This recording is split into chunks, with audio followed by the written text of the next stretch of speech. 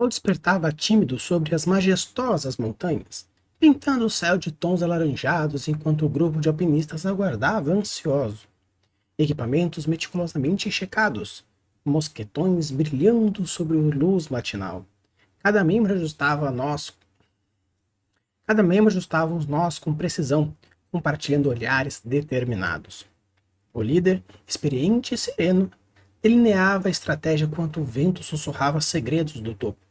O sol despertava tímido sobre as majestosas montanhas, pintando o céu de tons alaranjados enquanto o grupo de alpinistas aguardava ansioso. Equipamentos meticulosamente checados, mosquetões brilhando sobre a luz matinal. Cada membro ajustava os nós com precisão, compartilhando olhares determinados. O líder experiente e sereno delineava a estratégia enquanto o vento sussurrava segredos do topo. A tensão pairava no ar, mesclada com a excitação do desafio iminente. O eco dos passos ressoava na base da montanha, ecoando a resiliência do grupo. Juntos, eles iniciariam a jornada ascendente, guiados pela coragem, fascínio pelo desconhecido. Quer então entender como transformar o seu cenário, preparando ele para a ação e assim deixando a sua história muito mais viva e muito mais legal? Então sim, bora!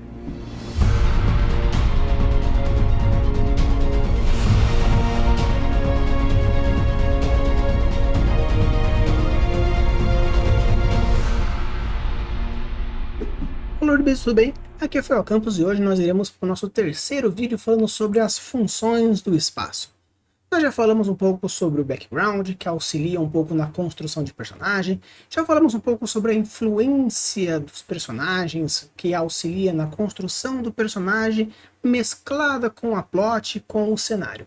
Já no caso aqui, nós iremos falar sobre a preparação para a ação, ou seja, nós vamos construir um cenário, ou no caso, uma cena, que tem como a sua principal função fazer com que a plot se desenvolva muito mais fácil, relacionando ou não com os personagens.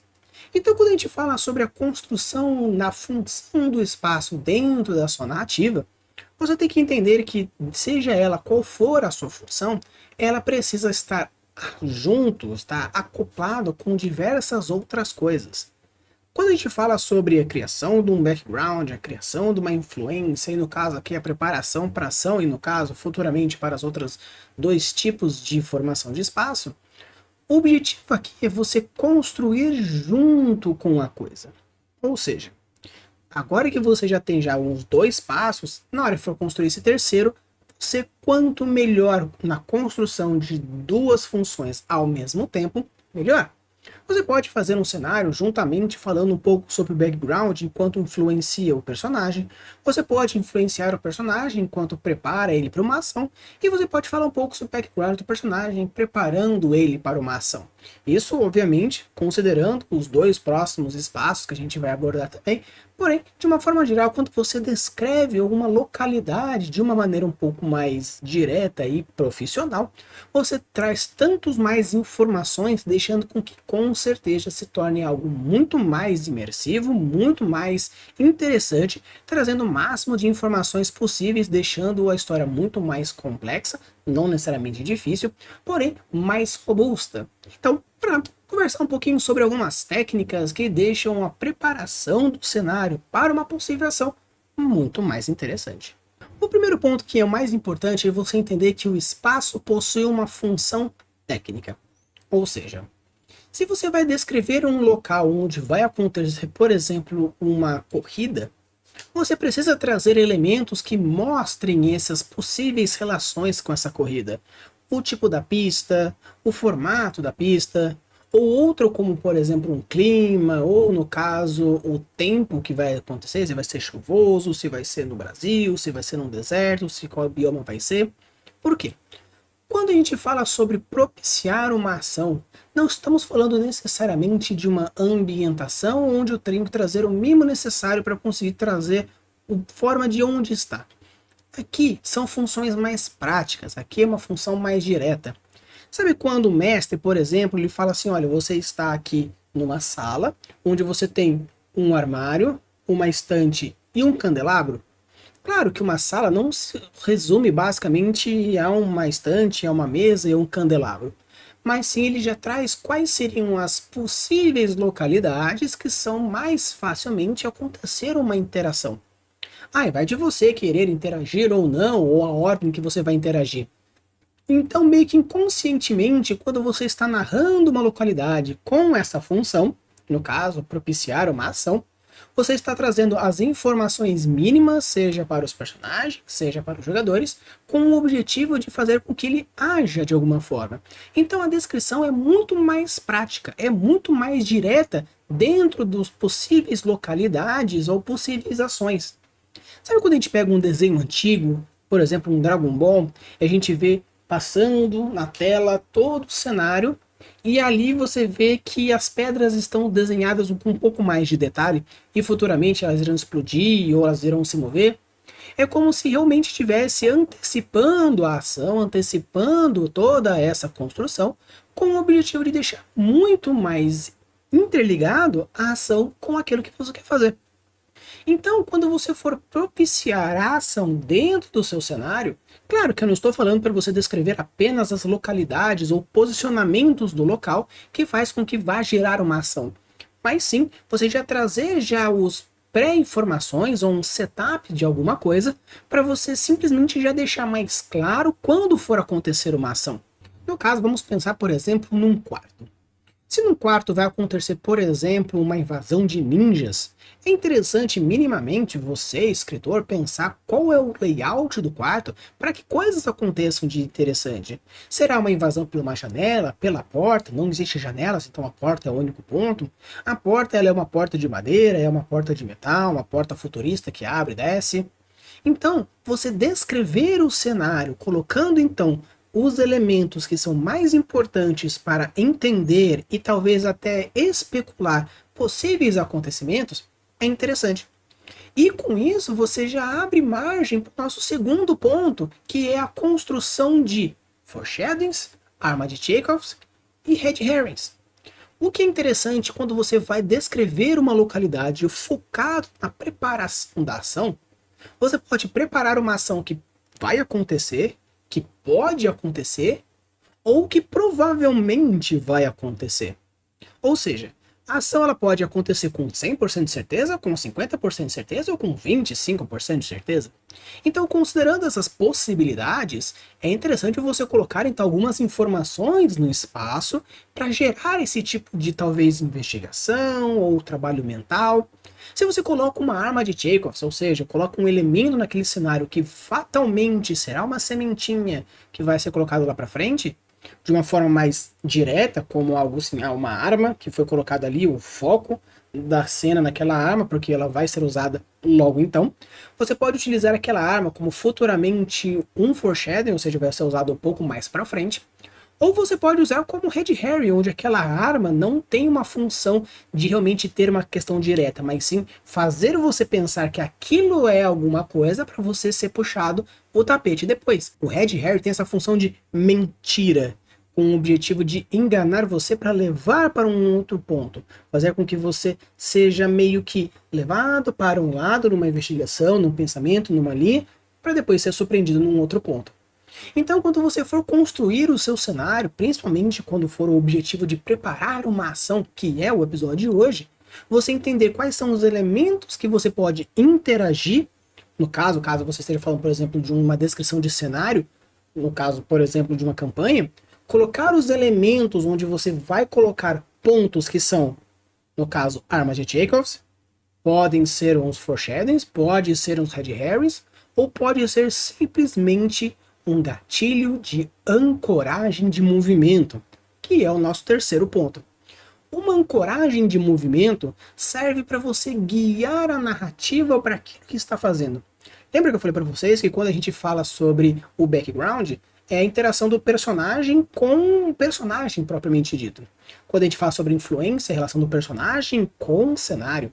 E no caso desse ponto de hoje, muitas vezes você está relacionando um personagem com um cenário, porém principalmente com a plot.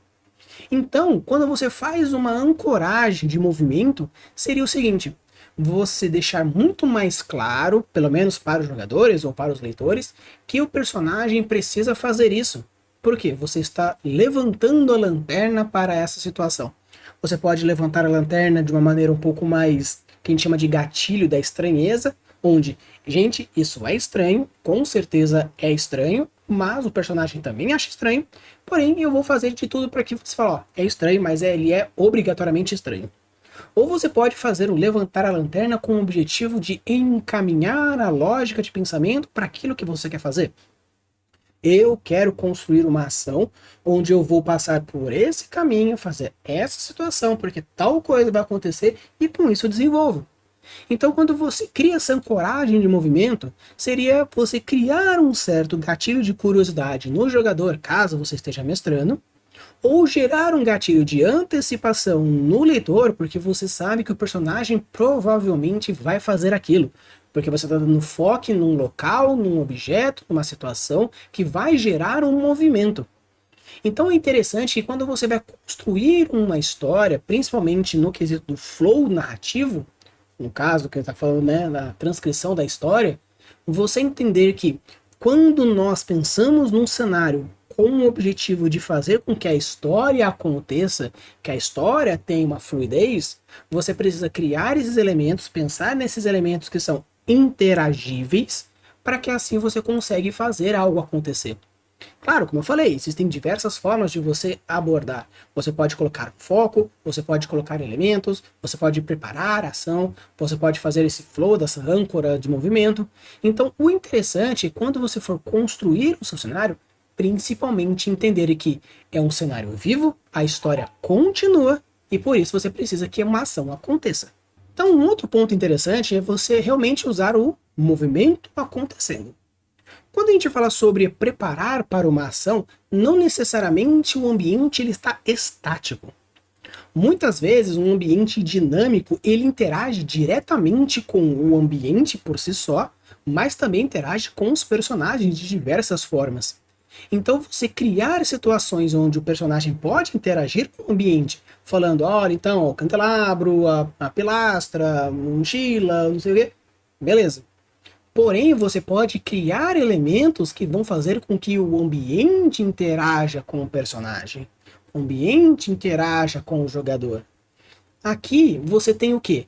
A construção de sinais de possíveis movimentos do local. Se você coloque, por exemplo, que existe uma descrição sonora de um som meio revoante, será que não seria uma chuva de morcegos que logo vai aparecer? Então é interessante você já estar preparado. Será que você não escuta um gotejar ao fundo que na verdade futuramente vai inundar toda aquela caverna? Será que não seria interessante o faiscar de uma lâmpada porque provavelmente ela vai apagar a qualquer instante? Então quando você prepara a ação, não necessariamente é você dar o foco no personagem, mas o preparar a ação é você dar foco na história. Então se vai fazer o personagem interagir ou o cenário interagir, não importa. O importante é que realmente dentro dessa descrição, no caso dessa cena, tenha uma ação, tenha um movimento. E se você vai preparar um movimento ou uma ação de personagem, um movimento ou uma ação de cenário, um movimento ou uma ação de plot, ou um movimento ou uma ação de leitor barra jogador, essa é a grande função que tem em preparar a ação. É você criar mecanismos mentais, no caso gatilhos mentais escritos ou falados, se é algo narrativo ou se é uma campanha narrada, com o objetivo de quê? Você gerar um movimento de algo, preparar a ação de algo. E se essa preparação para esse movimento será de um personagem para fazer tal coisa, para o cenário fazer tal coisa, para a plot se movimentar, ou para o jogador ou o leitor se movimentarem emocionalmente, no caso do leitor, dentro da história, numa antecipação, ou numa aproximação, ou numa simplicidade, ou qualquer outro gatilho de curiosidade, ou no caso do jogador de fazer, olha, agora o cenário é livre, faça como bem quiser, isso é o interessante.